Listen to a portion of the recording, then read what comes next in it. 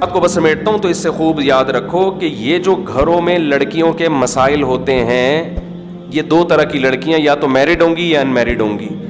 Married लड़की अगर depression में जा रही है तो बसा औकात उसका सबब माँ भी होती है। माजरत के साथ, माँ के हक तलफी मेरा मुराद नहीं है, लेकिन होती है बाज़ दफ़ा। बाज़ माएँ बहुत बदअखलाक होती हैं, बात बात पे बेटियों को टॉर्चर करना, ताने देना। मैं खुदा न ख्वास्ता बेटियों को माओं के खिलाफ नहीं वरगला रहा, मुझे डर भी लगता है ऐसी बात कहते हुए, लेकिन हमारे सामने बहुत से ऐसे केसेस आए हैं कि जब हम उसकी हिस्ट्री में गए, गहराई में गए हैं, तो पता चला इस बच्ची को बीमार बनाने वाली इसकी अपनी अम्मा है। 99% माएँ ऐसी नहीं होती, लेकिन 1% ऐसी हो सकती हैं। माँ का बहुत बड़ा हक है, लेकिन माँ को शरीयत ने ये इजाजत नहीं दी है कि सख्ती कर करके बच्चियों को नफ्सियाती मरीज बना दे। बहुत से केसेस ऐसे हैं कि माँ बना देती है। बास केसेस में बेटे को बाप डिप्रेशन का मरीज बना देता है।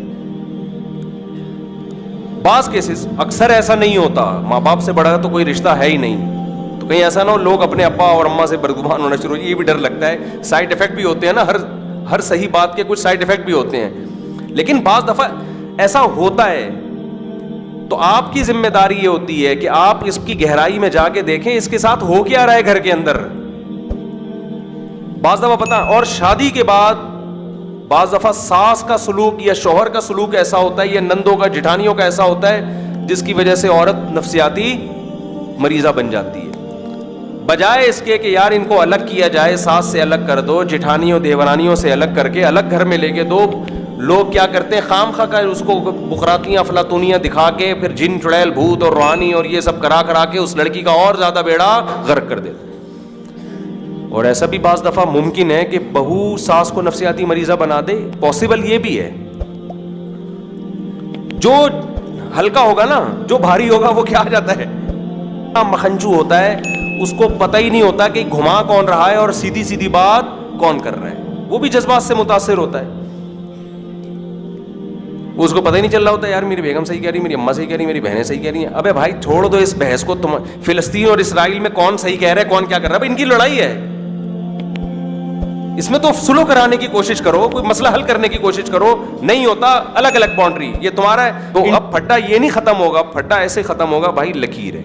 अब यहां से किसी को इधर, इधर से उधर जाने की इजाजत नहीं है। तो सास बहू में, नंदो जेठानियों में झगड़े हो रहे हैं, लकीर खींचो। क्या करो, लकीर खींचो, बाउंड्री बनाओ। आपका किचन ये, आपका वॉशरूम ये, आपका कमरा ये, सास का ये वाला, ठीक है ना, ये अलग पोर्शन, इनका अलग पोर्शन। इस तरह से तो हल हो सकता है, चिन चुड़ैल भूत से हल बोलो नहीं हो सकता। ये तुम्हें, ये अपने घर के मसले हल नहीं, जिन तुम्हारा जो चुड़ैल और भूत उतार रहा है ना, उसको बोल तू बता, तू अपने घर के हालात बता। वो कहेगा मैंने अपनी बीवी का जिन उतारने के लिए किसी और बुजुर्ग के पास भेजा है उसको उसके अपने हल नहीं हो रहे मसले। तो इलॉजिकल काम आज मुसलमानों का शेवा बन चुका है, बहुत अफसोस के साथ कहना पड़ता है।